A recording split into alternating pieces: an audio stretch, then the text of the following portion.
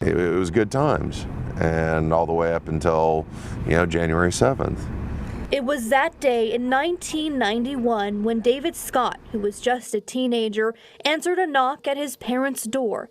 Outside were two police officers there to deliver news that would change his family forever. What do you do at 18 when you get that kind of news?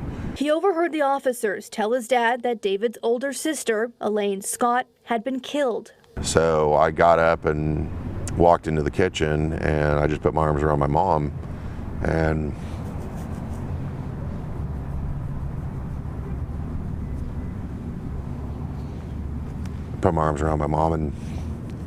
my dad couldn't get the words out. And so the police had to tell her. Elaine was a student at the University of Oklahoma. She was a member of the marching band, playing the flute and the piccolo. Passionate about children, the 21-year-old was majoring in elementary education. And that's part of the reason why she was working at the Pilot Recreation Center, was to build some time working with kids. It was at this center where Elaine was killed. 18-year-old Alfred Mitchell, who was released from a juvenile detention center for rape just weeks before, was convicted of her murder in 1992. She was always, the leader. She was always the one, beating the path down, taking the charge for, the oldest sibling, doing all the oldest sibling things, taught me how to whistle. David was the family's middle child. His sister's death forced him into the role of the oldest sibling. It's, mom passes away and it all falls on me. And so here I am. I get to do the interviews now. I get to do these.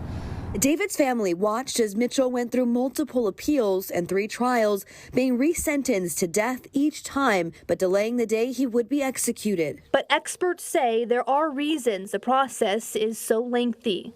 Death penalty, rightly so, is a matter of life and death. As you allow cases to have more time, that, of course, lengthens the time between sentencing and execution, but also adds to the likelihood that more time will be needed, because if you have 5 years to investigate a case, reinvestigate it after already convicted, and you find something new, that's another 5 years. State lawmakers recently held an interim study to examine the execution process and discuss the possibility of another moratorium until the death penalty process here in Oklahoma could be changed. Whether you support capital punishment or you oppose it, one thing is clear.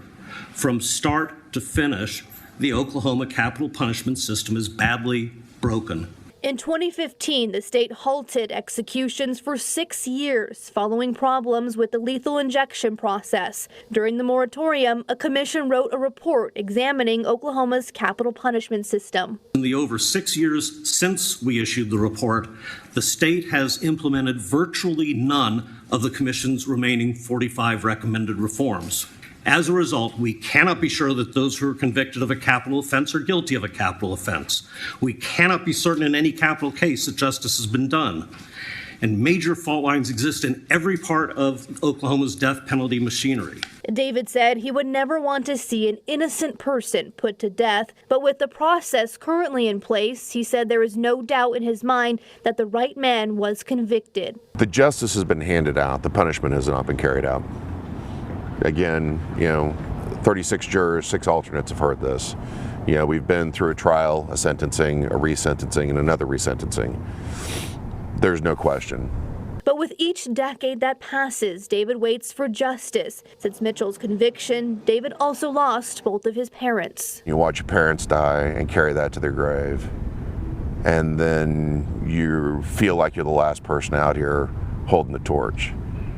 And victims' voices go silent in the state of Oklahoma. Mitchell is one of Oklahoma's longest sitting inmates on death row. He was scheduled to be executed this October, but after Oklahoma Attorney General Gettner Drummond asked an appeals court to slow the pace of executions in the state, Mitchell's execution date will likely be pushed back. But David said no matter when the execution happens, he plans to be there. Seeing to it that there's light on justice at the end of the day, I'm proud to do it.